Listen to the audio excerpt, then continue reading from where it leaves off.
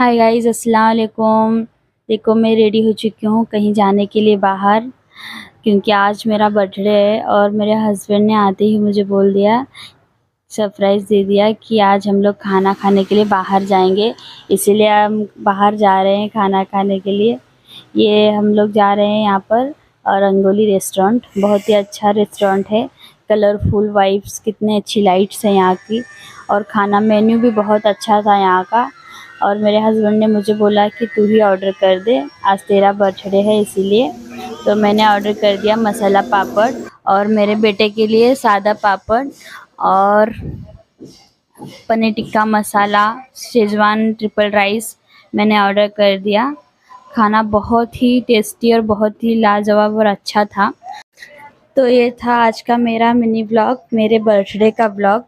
आप बताइए कि आपको मेरा व्लॉग कैसा लगा। अल्लाह हाफ़िज़।